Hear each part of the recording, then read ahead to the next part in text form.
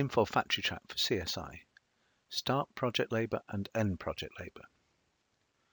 We use the start project labour and end project labour forms to report labour hours for a project. To start the project labour processes, from the Factory Track Shop Floor's Work Centre navigation homepage, click on the Labour category group menu. Use the navigation buttons to scroll through the features as needed, then click on the Start Project Labour or the End Project Labour icon. Note that the order of the features within the Labour menu is configurable. To start project labour activities, the Shop Floor Start Project Labour feature is used. We enter or select from drop-down the project ID. Factory Track displays details for the project under the Details tab. Enter or select from drop-down the task ID and the cost code.